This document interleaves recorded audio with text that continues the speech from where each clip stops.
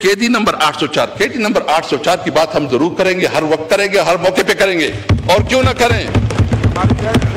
आपने KD number 804 Imran Khan को आपने नाजायज तौर पर जेल में रखा, उसके खिलाफ नाजायज पर्चे काटे और गैर कानूनी तौर पर उसके खिलाफ प्रोसीडिंग हो रही है, और जो फैसले हो रहे हैं वो कहीं और से हो रहे हैं, उधर इंप्लीमेंट हो रहे हैं। यानी मुल्क में इस मुल्क का वज़ीर आज़म रहा है, इस मुल्क के लिए सबसे बड़ा उन्होंने वर्ल्ड कप जीता, बहुत बड़ी इज्जत दी, इस मुल्क के लिए शौकत खानम अस्पताल बनाया, वो एक सेलिब्रिटी है। इस वक्त पाकिस्तान की सबसे बड़ी, पाकिस्तान की तारीख का सबसे बड़ा नाम, सबसे बड़ा किरदार और एक तारीख के किरदार जो नाम इमरान खान है। आए, अगर आपको इतना ज़हम है तो हम समझते हैं कि एक लेवल प्लेइंग फील्ड है, इलेक्शन करवाएं, और आप सब जितनी भी हैं जिस वक्त हुकूमत में बैठे, एक आप टिकट पे, आप एक ही निशान पे इलेक्शन लड़े। पीटीआई इंशाल्लाह आम वर्करों से आपका मुकाबला करेगा, आपको दिखाएगा कि आपकी क्या पोजीशन बनती है। शुक्रिया जनाब स्पीकर। आज अच्छा हुआ कि कम अज कम जो बलूचिस्तान की इस वक्त एक बर्निंग इशू है, और जो जाफर एक्सप्रेस का जो वाक़या हुआ है, सबसे पहले तो हम इसकी भरपूर मज़म्मत करते हैं, और हमारी जो शहदा हैं वो सिविलियन हैं, वो हमारे फोर्सेस के जवान हैं, उनके साथ दिली हमदर्दी का इजहार करते हैं, और ये समझते हैं कि इतनी बड़े सानहे पे यहाँ एक दिन नहीं, कम अज कम तमाम पार्लियामेंटेरियन को मौका मिलना चाहिए कि उसके ऊपर बात करें, ताकि इस मसले की तह तक पहुंचा जा सके। इस मौके पे अभी थोड़ी देर पहले जो डिफेंस मिनिस्टर साहब है, हम तवक्को कर रहे थे कि वो को भी बात करेगा, वो इस इशू पे अपना जो मौक़िफ़ है वो बताएगा, या जो वाक़यात है उसकी डिटेल बताएगा, और पार्लियामेंट को एतमाद मिलेगा। लेकिन उनकी दिल दिमाग पे पीटीआई सवार है, सोशल मीडिया सवार है। चाहिए तो ये था कि आप आज एक माहौल बनाते, आप बात करते एक नेशनल कंसेंसस की, लेकिन इसकी बजाय ख्वाजा साहब जो है ना, मैं आपकी तकरीर आप सुना दे, इस पे कितनी दफा उन्होंने बलूचिस्तान का जिक्र किया है कि ये ठीक नहीं हो रहा। हमारी भी कंसर्न है बहुत चीजों पे, लेकिन उसके लिए आपके पास डिप्लोमेटिक चैनल मौजूद हैं, आप डिप्लोमेटिक चैनल को इस्तेमाल करें, अपने दोस्त ममालिक को इस्तेमाल करें, ताकि ये जो इस वक्त जो सूरत हाल चल रहा है उसके मुज़ाकरात से टेबल के ऊपर उसके मामलात को हल किया जाए। ना कि आपने जो है ना, पहली दफा ये हुआ कि इस वक्त जो बॉर्डर पे, अफगानिस्तान के बॉर्डर पे और खासकर तुर्कमुस इलाकों पे लड़ाई चल रही है, और वहां के जो बिजनेसमैन है, जो हमारे इलाके का बिजनेस है, कारोबार है, पेशावर का तसारा ज्यादा से ज्यादा दारोदार जो है ना वो अफगानिस्तान के ऊपर है, उधर से ज्यादा हमारा कारोबार होता है।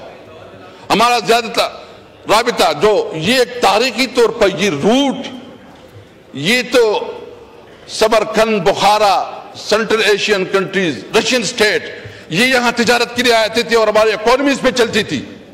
हमने अपने दौर में ये कोशिश की कि पाक अफगान ट्रांजिट ट्रेड के अंदर एक शिक इजाफा किया, जिसमें हमने ये तय किया कि हमारे ट्रांसपोर्ट जो है ना वो सेंट्रल एशिया तक जाएगा और रशियन स्टेट तक जाएगी। और उस वक्त आप देखें कि हमारे एक्सपोर्ट कितने बड़े, उस वक्त हमारे एक्सपोर्ट तकरीबन 1.7 बिलियन तक पहुंचे। इस वक्त हमारी जो ईरान के साथ तकरीबन $1 बिलियन और रशियन स्टेट और सेंट्रल एशिया के साथ ये मिला के तकरीबन $5 बिलियन बनते हैं। आज वो कारोबार बंद है। इसके मसाइल क्या आ रहे हैं? बेरोजगारी बढ़ रही है, मायूसी बढ़ रही है, नौजवानों में नाउमीदी बढ़ रही है। आप अब अगर उन इलाके के लोगों के रोजगार भी छीने और फिर आप ये कहें कि भाई रूट काजेज ये हैं कि आपके जो بارڈرز ہیں اس کا احترام کرے اور جو معاملات ہیں وہ مذاکرات پہ حل کرے۔ جناب چیئرمین، اس وقت سب سے بڑا مسئلہ وہ سیکیورٹی، خاص کر جو ہے نا یہ دو صوبوں میں اور بلوچستان، جو ہمارا فاٹا ایریا جو مرج ایریا ہے، اور اس پارلیمنٹ بھی کمٹمنٹ کی تھی، اور 18 امینڈمنٹ کے بعد جو کہ ایک ایگریمنٹ ہوا تھا فاٹا کے ساتھ کہ 1000 بلین 1000 بلین روپیز جو وہاں کے ڈیولپمنٹ پہ لگائے جائیں گے۔ آپ رپورٹ منگوا کے دیکھیں اس وقت کتنی جو ہے نا ادھر ڈیولپمنٹ ہوئی، کتنا پیسے ادھر استعمال ہوا ہے۔ آپ جان بوجھ کر چھوٹی صوبوں کو جو ہے نا محروم رکھ رہے ہیں، آپ جان بوجھ کر جو ہے نا اس کو اس طرف دھکیل رہے ہیں کہ خدا نخواہ پاکستان کے خلاف وہ کام کرے۔ اور آج خواجہ آصف صاحب جو ہے نا ڈیفنس منسٹر ہیں، وہ جس طرح بیانیہ بیان کر رہا ہے کہ سب کچھ پی ٹی آئی کی وجہ سے ہو رہا ہے، یہ سب کچھ تمہاری نااہلی کی وجہ سے ہو رہا ہے۔ تمہارے اندر وہ کیپیسٹی نہیں ہے، تمہارے اندر وہ صلاحیت نہیں ہے۔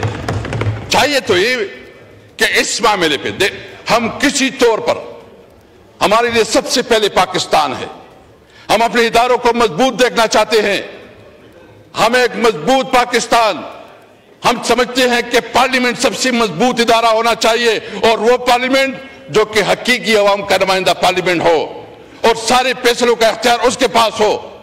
ہم سمجھتے ہیں کہ عدلیہ، جب تک عدلیہ انصاف نہیں فراہم کرے گی، جب تک عدلیہ کو جو جس طرح کمپرومائز کیا گیا اور 26ویں آئینی ترمیم کی آڑ میں جس طرح عدلیہ کے اوپر اٹیک کیا گیا اور اس کو مینیج کیا گیا، وہ قابل مذمت ہے۔ ہم سمجھتے ہیں کہ جب تک عدلیہ مضبوط نہیں ہوگی، آزاد نہیں ہوگی، انڈیپینڈنٹ نہیں ہوگی، تب تک یہ ملک آگے نہیں بڑھے گا۔ آپ نے اپنی عدالتی نظام کو مزید مضبوط کرنا ہے۔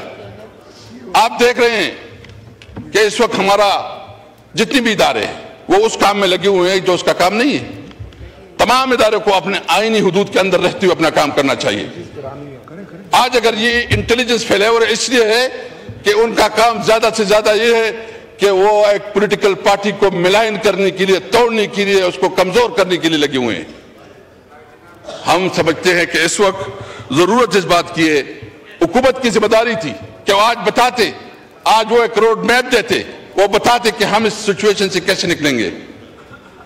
بلاول صاحب نے بات کی، میں گزشتہ دنوں آپ کے شہر کراچی گیا تھا اور پھر حیدرآباد کا بھی وزٹ کیا، لیکن بہت افسوس ہوا وہ کراچی جو روشنیوں کا شہر ہے، جس کی ٹوٹی پھوٹی سڑکیں، جتنا بدحال ٹرانسپورٹ کا نظام، جتنا میں نے ادھر دیکھا مجھے بہت افسوس ہوا۔ اور میرے خیال میں پیپل پارٹی وہاں سے گزشتہ 15-20 سال سے حکومت میں، 15-20 سال سے حکومت میں۔ میں حیدرآباد گیا، ادھر بھی کوئی میں نے دودھ کی نہریں بہتی ہوئی نہیں دیکھی۔ جو سندھ میں گیا، سندھ میں ایسا حال ہے کہ شاید یہاں تو کوئی حکومت ہی نہیں ہے، وہاں کوئی پرسان حال نہیں ہے۔ بلاول صاحب کو ہماری بات بھی سننی چاہیے تھی کہ جو آپ کا علاقہ ہے اس کی حالت یہ ہے کہ وہاں جو سندھ اور خاص کر کراچی، باقی تو چھوڑو، کراچی کا جو حال ہے، یعنی کراچی کی روڈیں، کراچی کا پورا انفراسٹرکچر تباہ برباد۔ کراچی روشنیوں کا شہر ہے، اس کو جو اس کا حق ہے اس کا حق نہیں ملا۔